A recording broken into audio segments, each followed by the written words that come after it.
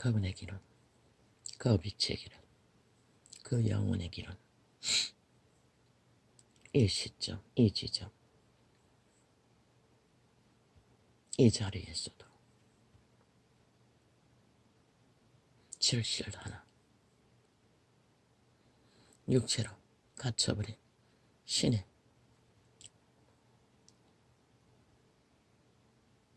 나 자녀들은 할 수 있는 게 없습니다. 그저 그분을 자신의 주제와 한계 안에 찾고 바라며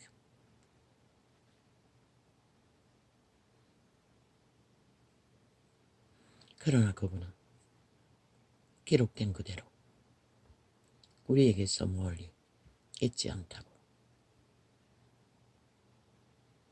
왜? 우리는 사망의 음침한 골짜기를 헤매고 있기 때문입니다. 생과 사, 생명의 이름, 그분이 주관합니다. 참새 한 마리도. 그래서 우리들의 목숨은 쉽게 이루어지지 않는 것입니다. 이런 자까지도.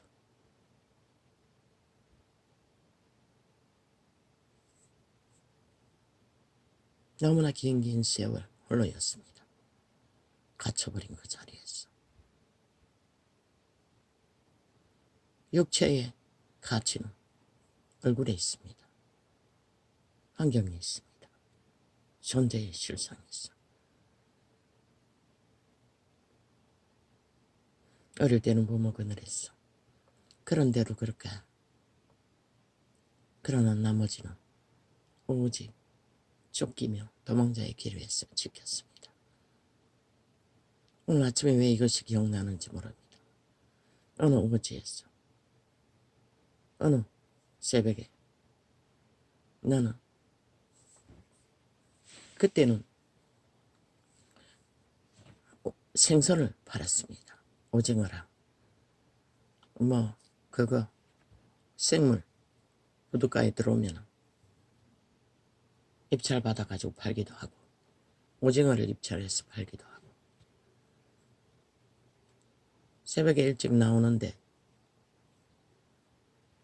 부둣가에 어떤 연예인 중년 아저씨가 서 있는 것입니다. 난 얼굴을 전혀 관리하지도 않을 뿐만 아니라 옷도 그럴 뿐만 아니라 그때는 두꺼운 옷을 입었던 것 같은데 항상 얼굴은 걸러서 시뻘겋게 되어 있었을 것입니다. 그때는 얼굴이 얼어가지고 시뻘겋을 것입니다. 나는 그자를 알아보았습니다. 딱 마주쳤습니다. 그런데 깜짝 놀라는 것이었습니다.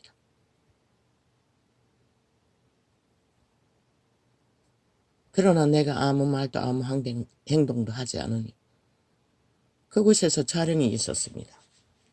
어느 드라마를. 일부분이겠지만 보지 못했습니다. 그날 아침 연예인을 만나기 전부입니다. 주인공은 아니었습니다. 유명한 할배입니다.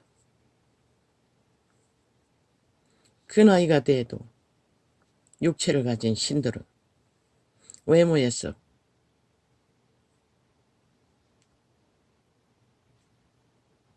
모든 것을 감각한다는 것입니다. 그러나 신의 딸인 나는 그들에게 애초부터 관심도 없을 뿐만 아니라 어떤 일도 하지 않습니다. 그자는 그것을 모른다는 것입니다. 그자가 아는 것은 세상뿐이고 우리는 영혼의 길을 걷는 좁은 길, 협착한 길, 나그네 길, 참으로 죽음의 길을 쫓겨가는 자들이기 때문에 그런 것에 관심을 가질 여유도 없었습니다. 그때는 힘들었습니다. IMF 오기 전에 였을 것입니다. 사람은 외모로 풍기는 것으로 모든 것을 인식합니다. 인류가 죄짐을 지지 않는 자가 아무도 없습니다. 그러나 신은 오히려 그 밑바닥에 처절하게 인간 사회에서 쫓기고 몰리고 귀신에게 쥐어 터지는 자들에게 관심이 있다는 것입니다. 실제 나 같은 자는 오직 보이는 것은 그 이름과 그때는 24시간 그 이름을 찾고 받았습니다. 그분과 대화하며 이 도시에 와서 멀어졌습니다.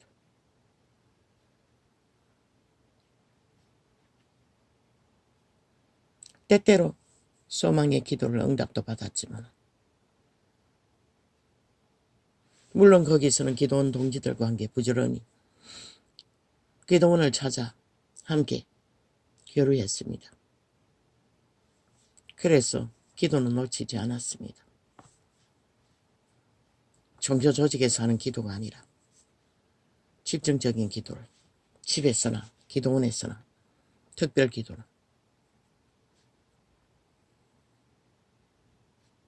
어쩌면 이 세상은 그런데 그런 자들은 세상에서는 잘 먹고 잘 삽니다. 아주 아니랍니다. 사탄의 도적은 정적인 면이 흘러넘칩니다. 저희들끼리 만땅입니다. 나도 그 길 위에서 나의 가는 길과 세상이 가는 길을 발견한 것이 무엇입니까? 나와 똑같은 처지인데 나이도 비슷하고 나보다 나이가 많았던 것 같습니다. 어떤 여자는 이혼하고 혼자 바닷가에서 개장사를 했습니다. 붉은 개를. 그런데 그 남동생이 뱃놈이라고 했습니다. 그 뱃놈이 매상자를 잡아와서 뒤로 빼주면 그걸 팔았습니다. 그런데 그 여인의 고백은 그렇게 친정집은 동생들은 일가는 정적인 게 흘러넘친다고 했습니다. 자기는 그렇게 혼자 살아도 아무 아심이 없었을 정도로 항상 보호를 받는다고 했습니다.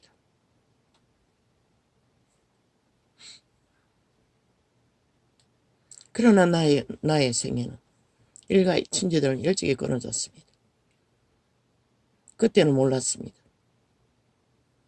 언제가 말했듯이 극한 위기에 빠졌어. 부모는 다 돌아가시고 남동생의 도움을 구하러 갔다가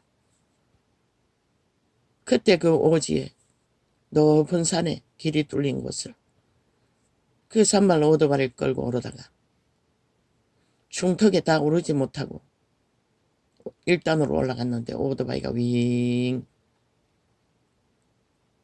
아이스였을 어느 어린이날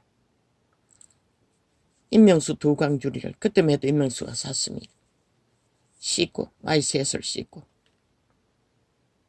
외갓집 동네로 가서 아이들을 맡겨놓고 그들에게 뭔가 위로가 될 줄 알고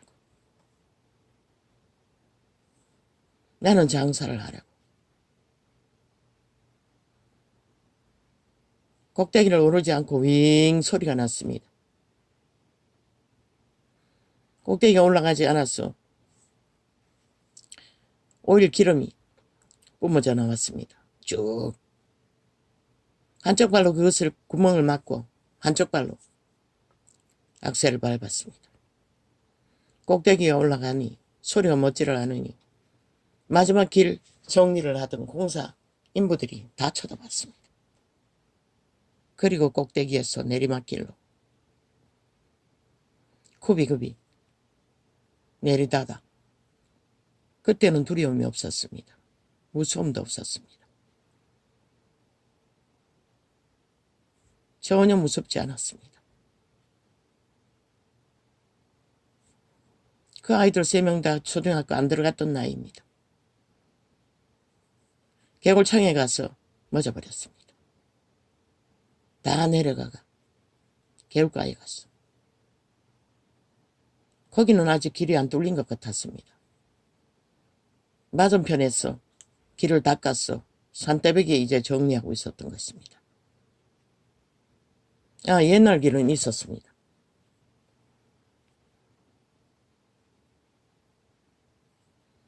이제 보니 내가 잊어버렸는데 그 과수원에 농부에게 간절히 도움을 구했던 것이 생각납니다. 꿈속에 며칠 전에 대형 고무차를 몰고 통과하기 위해 간청을 구했듯이 인부들에게 그 농부에게 간절히 구했다는 것입니다. 그러나 대가 없는 간절은 아니었습니다. 과수원이 있었는데 거기에 할배가 하나 있었습니다. 50대 정도 돼버리. 사정사정했습니다. 외갓집에 있는 것이 거기에 한 10리 조금 더 됩니다. 좀 실어다 달라고. 그러면 인명수 도마뚜리를 다 주겠다고. 방법이 없었습니다. 그 할배는 내가 강청하니 터럭이 있었기에 실어다 주었습니다. 너무나 고맙습니다. 그때는 돈이 한 번도 없었어. 어디 가면 항상 딸막딸막했습니다. 장사를 해야 나옵니다.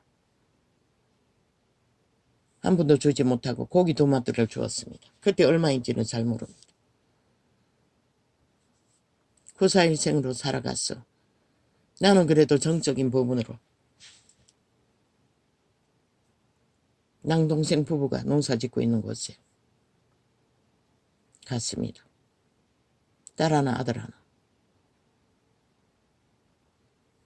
남동생을 만나서 사정을 얘기했습니다. 쳐다보지도 않았습니다. 그리고 나가버렸습니다.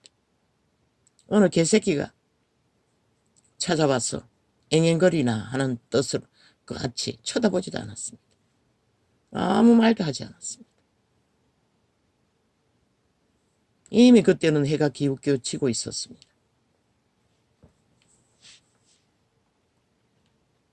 왜 그렇습니까? 나는 하나님의 영입니다. 철저하게. 그러나 그들은 여자가 믿었지만 세상의 영이었다는 것입니다. 클 때도 우리는 서로 교류가 그렇게 깊지 않았습니다. 쥐들은 어미와 여동생과 함께 데리고 온 자식들과 함께 기와집에 살았고 나는 어미와 아비와 함께 살았습니다. 인간 취급을 안 했습니다. 터럭이 있었습니다. 그 과수원 농부가 싫어도 아버지 또 이걸 왜 되풀이 합니까? 되풀이 나갔을 것입니다.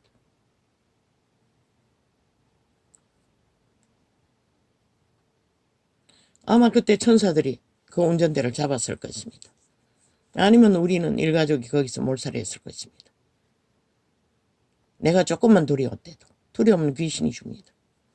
그러나 하나님을 믿는 백성은 그 길 위에서 나는 단 한 번도 두려움을 느끼지 못했다는 것입니다. 그러나 그 이후에는 조금은 두려웠습니다.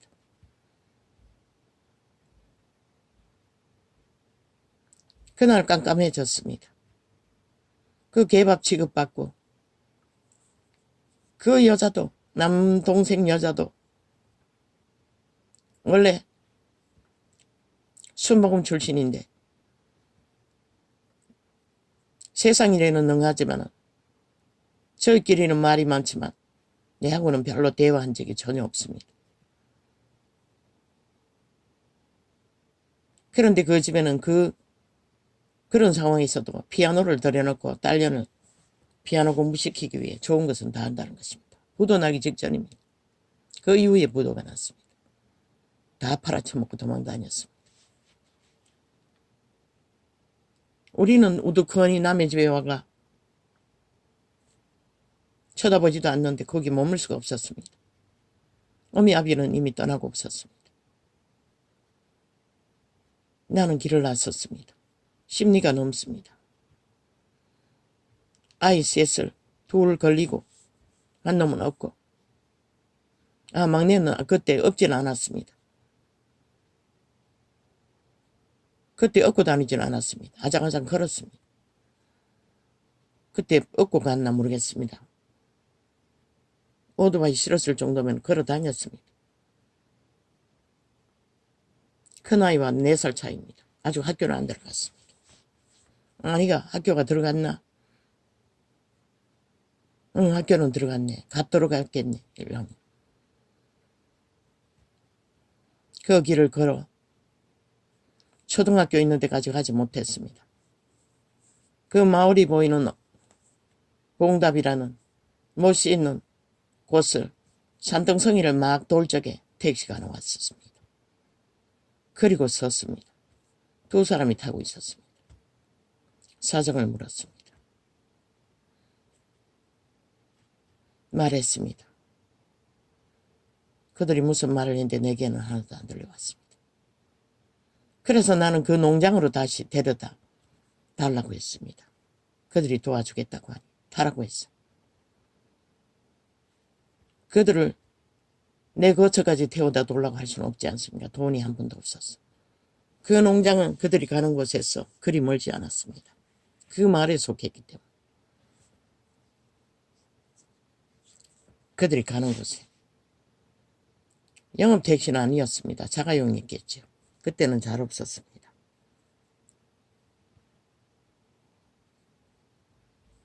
그것도 기적이었습니다. 여호와 이래 하나님이 보낸 택시였습니다. 아버지는 그렇게 나를 따라다녔다는 것입니다. 그리고 또 가서 사정했습니다. 간청을 했습니다. 그리고 나는 마음에 품었습니다. 언젠가는 꼭 갚을 거라고. 그런데 그 이후에 돈을 좀 마련하되 겨우 2만 원을 마련했습니다. 오토바이를 고치고 40만 원을 들어서 고치고 며칠 만에 오토바이 속에 오일 안에 오토바이 뚜껑 그것이 녹았는지 뭐가 녹았는지 완전 엉켜가지고 엉망이 되어 있었습니다. 뭘 갈았다고 했습니다. 40만 원을 요구해서 막 털어가 갚고 나니 돈이 없었습니다. 오토바이를 고치고 주머니 있는 2만 원을 가지고 가수원을 찾아갔어. 고맙다고 너무 고맙다고 이것밖에 없다고. 그리고 그 마지막에 태워준 고맙다고 간청을 했던 것이 그분이 기억이 났습니다. 그러나 다시 찾아가지 못했습니다. 이제 뒤돌아보니 IMF 오기 직전이었는가 모르겠습니다. 한 번 더 찾아가서 10만 원이라도 들었어야 하는데 생각이 들었습니다. 항상 수없는 시간 속에 생각났습니다. 가끔씩 기도도 하지만 참 내가 잘 살게 되면 반드시 한 번은 찾아가서 감사를 해야지 못했습니다.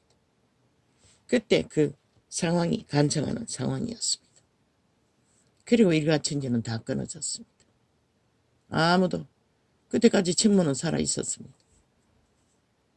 이 도시에서. 그러나 나는 단 한마디 원망도 하지 않았고 그들 가족에게 단 한마디 어미에게도 그 사실을 말하지 않았습니다.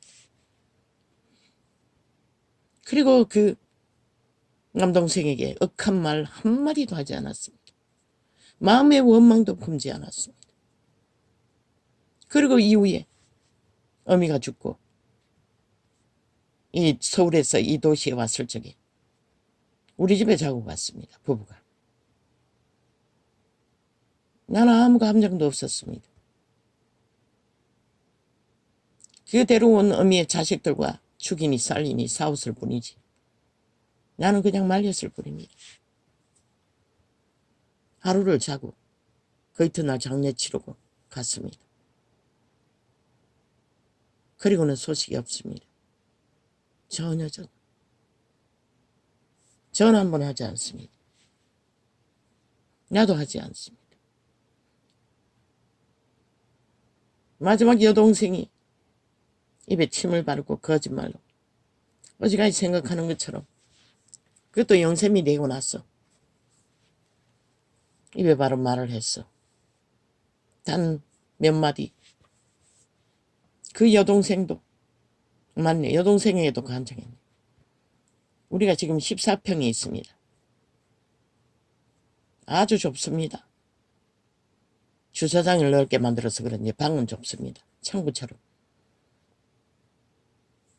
4인 가족이 조금 넓은 것을 얻으려면 보증금을 더 빌려야 했습니다. 여동생이 가서 사정했습니다. 그 정서까지 맡겨두겠다고. 정서가 주면은 계약한 그걸 네가 보관하라고. 거절당했습니다. 원래 있던데 거기 살아라고 했습니다. 거기 살 수 없어서 떠나게 됐던 것입니다. 나는 도말하지 않았습니다. 그는 부자였습니다. 집이 몇 채였습니다. 그때 이미. 부부가 벌었어. 그 이후에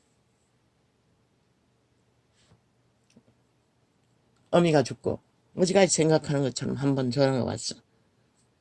딱 몇 마디 했습니다. 말만 하지 말라고. 남도 그렇게는 안 한다고.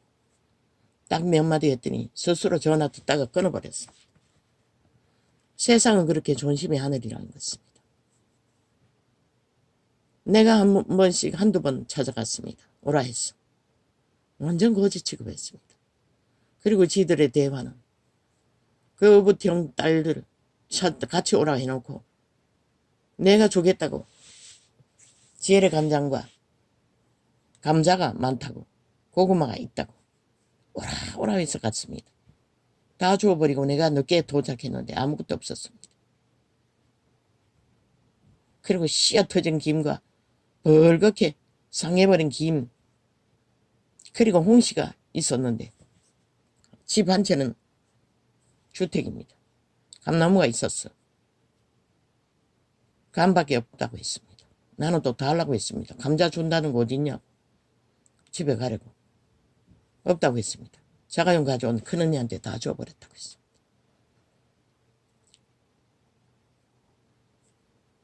그 이후에 있었던 일입니다. 전화로 한마디 한 것은. 그리고 소식이 끊어졌습니다. 지금 10년이 넘었을 것입니다. 나는 그들에게 어떤 원망도 없습니다. 그 이후에도 나는 중보기도를 해야 되겠다고 싶은 때에는 몇 번씩 했습니다. 자꾸 꿈에 나타났어.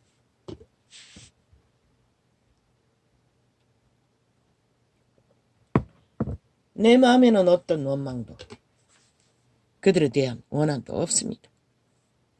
언젠가는 더 기도할 수 있을 때에는 결국 내가 중보기도를 해야지. 왜 가난의 영이 작살을 하겠다. 가끔씩은 하지만 세상은 그렇습니다. 그들의 신은 그들끼리는 언젠가 그때 방문했을 때는 돈 자랑했습니다. 내 친모는 그들 자식들에게 몇십만 원씩 주고 큰언니에게는 자가용 쏘는데 얼마를 보태줬는지 보태주었고 그 큰오라버니 며느리 새끼들에게는 몇십만 원을 주었고 자랑했습니다. 그리고 여동생은 어릴 때 친구들이 찾아왔어. 그 문학전지 팔아주는데 몇십만 원을 썼다고 자랑했습니다. 그런데 내한테는 그런 식으로 했다는 것입니다. 어미는 또 그 여동생이 농을 사는데 좋은 농을 샀어. 또 몇십만 원을 보태주었다고 말했습니다. 내 새끼에는 1,000원짜리 바꿨어. 명절날 찾아가면은 제일 많이 준 게 4개고 큰 놈에게 그 밑으로는 또 줄여서 나눠주었습니다. 그게 다입니다. 현찰을 직접 아이들에게 준 것은.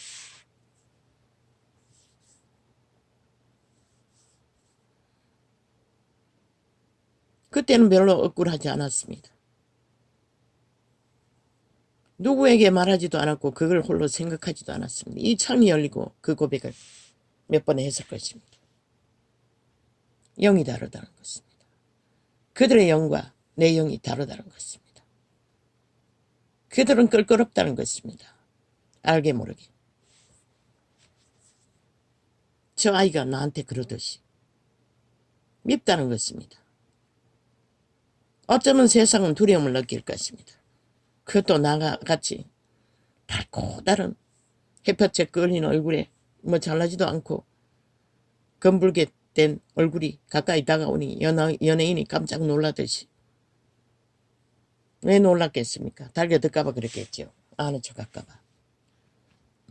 그런데 그자는 영원히 모를 것입니다. 그때 만난 그 두려웠던 여자가 천국인이라는 거. 그자는 세상 사람인데 어떻게 천국을 알겠습니까? 유명하지만 아직도 살아있지만.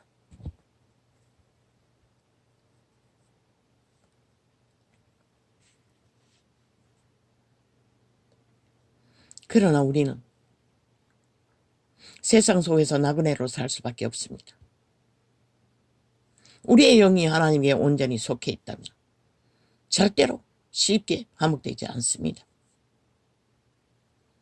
내가 요리 학원에 다녔을 적에 그 집사람 농가도 합병하지 못했었시. 나는 성경을 말했을 뿐입니다. 그러나 그자는 그 두 여자와 친교가 극했습니다. 모든 말을 나눌 수 있을 만큼. 나는 그 세상 사람과 어울리면 할 말이 없습니다. 별로.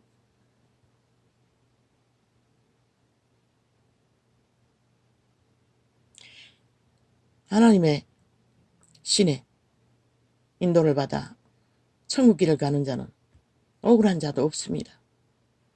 그 일을 갖춘 이들 누구도 내가 억한 마음이 없습니다. 어미도 마찬가지입니다.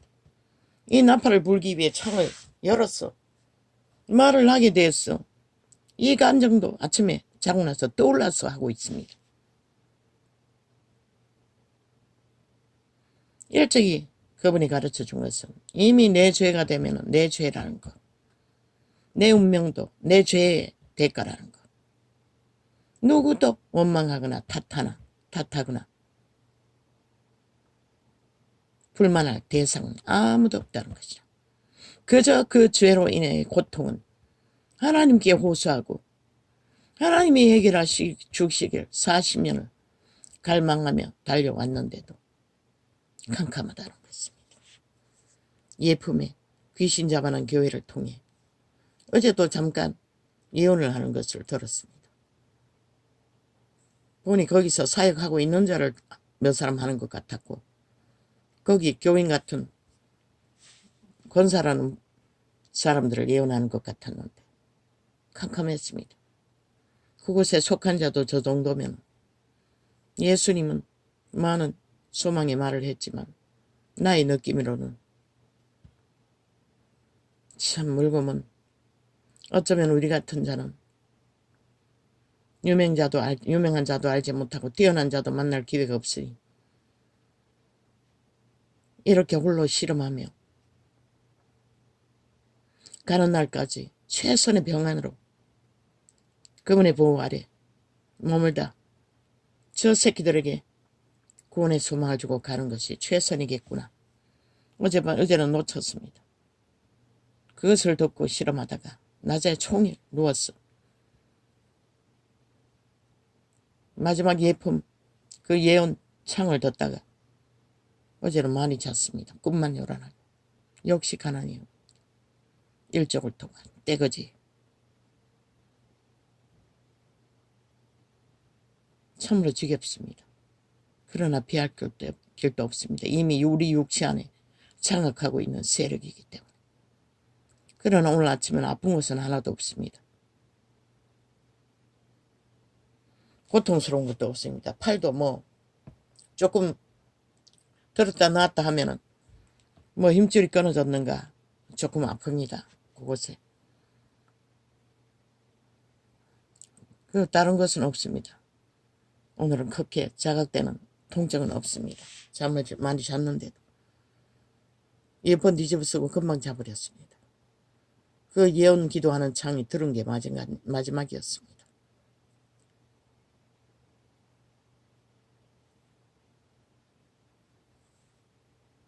아버지, 난 슬프지 않습니다. 왜 눈물이 나려고 합니까? 주여.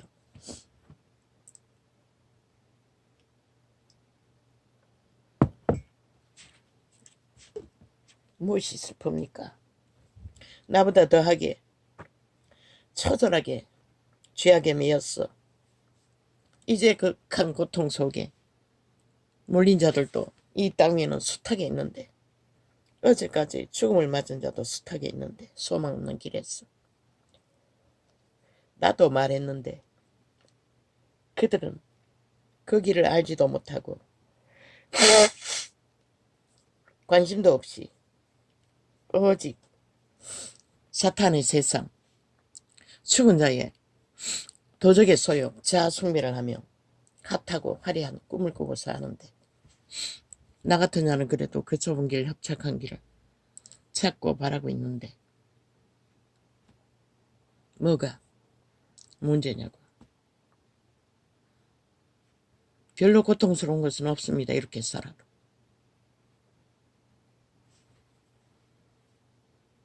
짐승도 먹는 밥은 먹고 있지 않습니까? 고통은 내 숙제이고 내 죄짐이니 내가 해결하지 않으면 안 되고,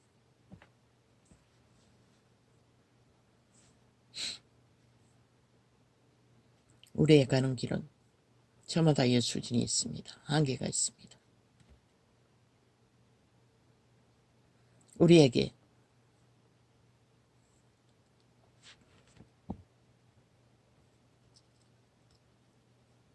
내 친모는 그렇게 죽을 때 내가 아는 현찰이 2천만 원 가까이 있었습니다. 그 큰 딸년이 장례비 치르고 다 해먹어버렸습니다. 저희들끼리 나누었다고 했습니다. 장례 부주로 들어온 돈끼리. 그래서 남분 동생이 죽이니 살리니 했던 것입니다. 겨우 어미가 주겠다고 결혼시켜주지 않았어. 300만 원 주겠다던 것도 100만 원 헤쳐먹고 200만 원만 주었습니다. 그것을 몇 번 나팔 불었죠. 그것도 한 번 전화가 왔어. 그 말 딱 하자마자 전화 끊어버렸습니다. 그리고는 아무도, 그들은 나와 상관없는 세상에 살고 있습니다. 나도 그들을 생각할 여유가 없습니다. 이제 그들에 대한 기억이 희미해졌어. 그 찾아갔던 아무것도 기억에 남아있지 않습니다. 금방 잊었던 일들은 기억에 남지 않습니다. 지금은 그들의 사는 곳을 찾아갈 수도 없습니다. 전화번호도 다 없애버렸습니다. 모든 것을. 언제나 막다른 길이기 때문에 그런 것들을 붙들을까봐. 그 오지에서 더 나올 때도 내게 구제비를 주고 부패도 먹여주던 기도원 동지들, 전화하라고 내 스스로 다 지적 없앴습니다. 전화할까봐. 점점 더 안 좋은 길로, 위험한 길로, 더 어려운 길로 내몰리니 그들에게 내 추한 아쉬운 죄의 모습을 하나님의 사람은 결코 그렇게 해서는 안 된다고 나는 믿습니다. 다 찢어 없앴습니다. 가끔은 생각나지만 언젠가는 내가 인간으로 가치가 있을 적에는 찾아갈 것이라고. 다시 보게 될 수도 있을 거라고. 그러나 이제는 영원한 것 같습니다.